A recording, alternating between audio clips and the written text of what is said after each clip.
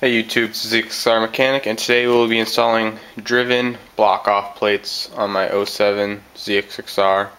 So I'll open this up, show you what you get. First thing is it's cap. So you're going to be removing some hoses, and you're going to have to cap off one of the ends where they connected. So that's what this will be used for. Got looks like directions, yeah, and then two block off plates. Yeah, it doesn't come with any bolts, I guess, so you're just gonna reuse the ones that are in there, so be careful not to strip them or anything.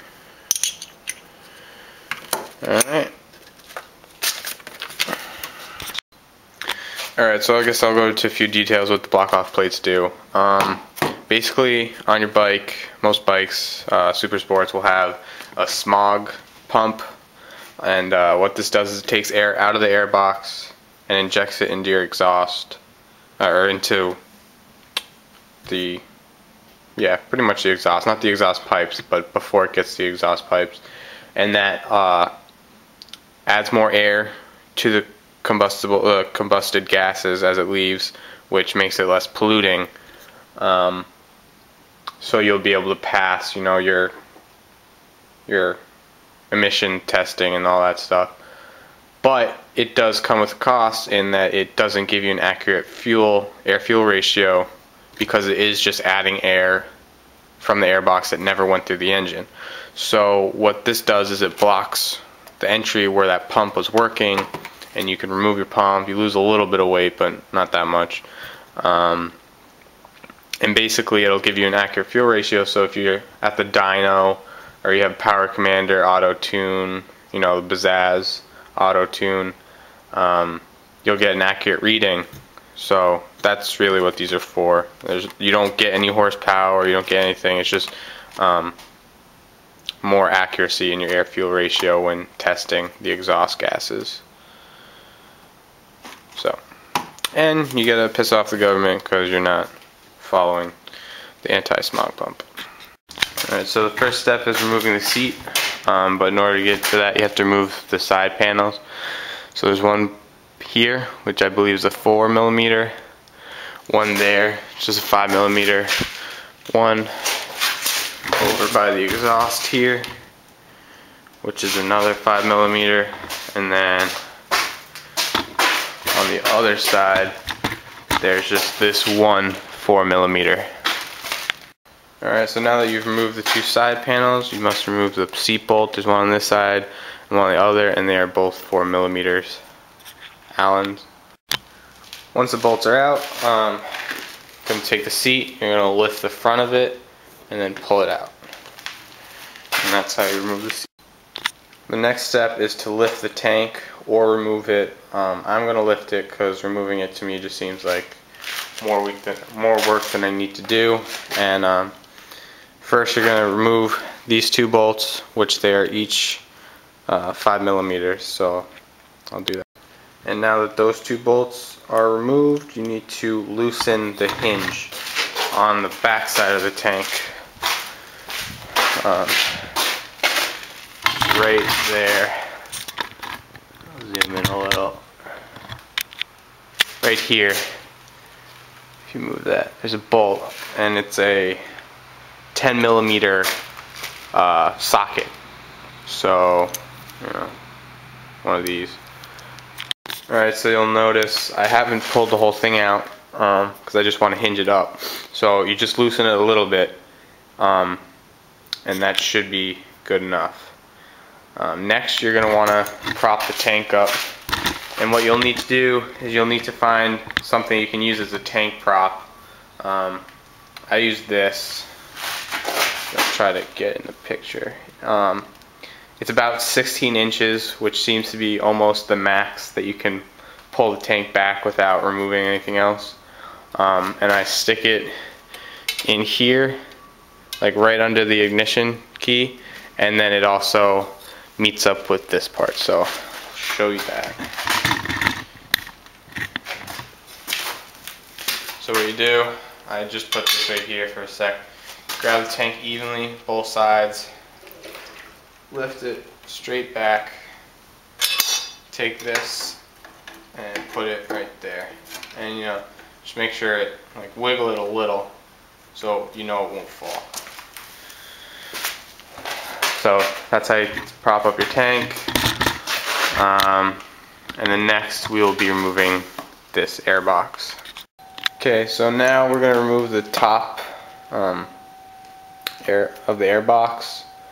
And what you're going to need to remove this is pretty much just a Phillips head screwdriver. Preferably, if you have a stubby one like this, it's good for some of the hard to reach places, but if you can use like a full length one, it's easier.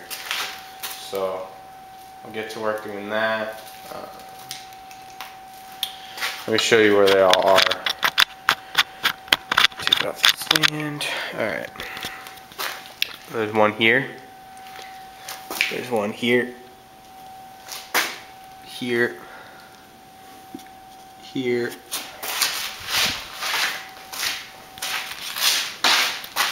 One here. One here. One here. One here. It's like in the middle.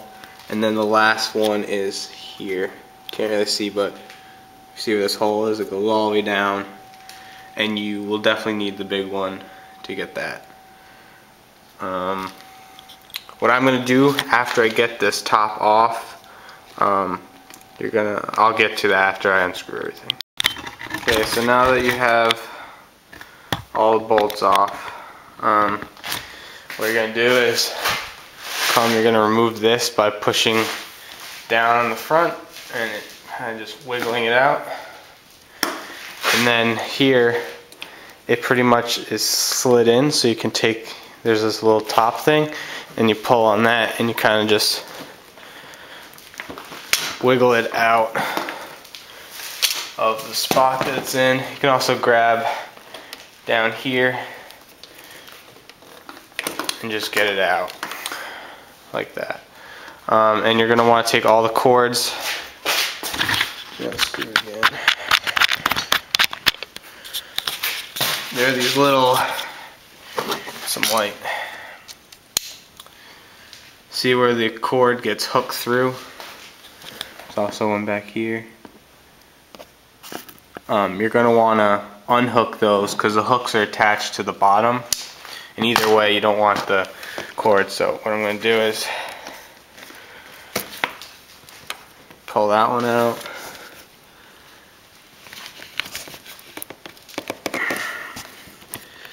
Pull that one out, and then what you're gonna do is you're gonna lift, or this is what I do. You can, if you want, remove this top bar, but I prefer to do a little unbolting as I can.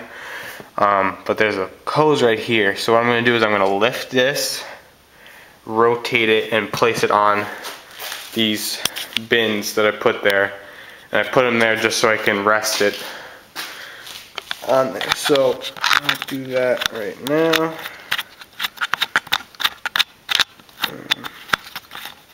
Put it back on the tripod.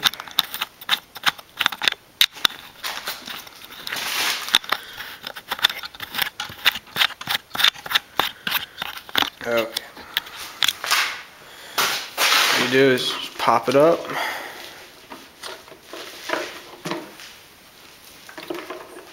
And then just kind of rotate it around like that.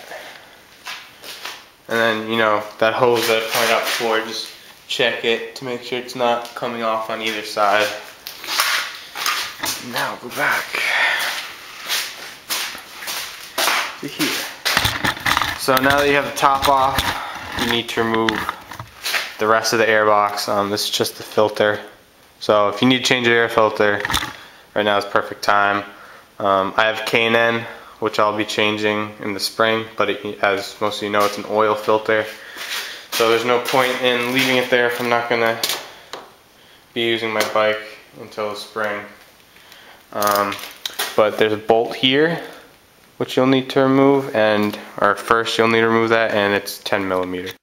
So now that you've removed the bolt here, there's only 2 more bolts that are on the side. And what you're going to need to do, there's one on each side, but you'll see there's that little cap that's in your frame. So what you're going to do is you're going to take a flathead screwdriver and gently kind of just pry it out. Try not to scratch your frame. So once you get that out, the next 2 bolts, one on each side, you'll either need something like this. Let me zoom out. You know, a long extension with a socket or a hex head, or you know, a T-handle like this. I like using the T-handle better. So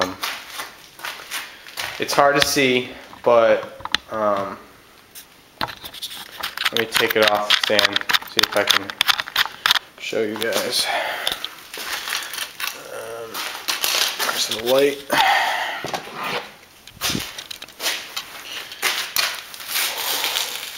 You can't see it. Alright, so you'll see that silver thing way in the back. See if I can hold the light there. It's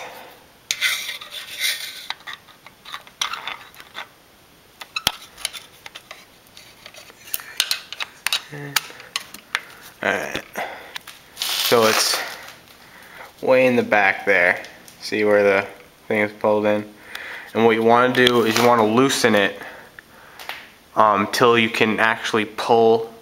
It's a very long bolt, so don't worry about dropping it. You want to loosen it till you can pull the bolt out, but you don't want to pull the bolt out because there are 2 bars, one on each side, that need to stay there for alignment.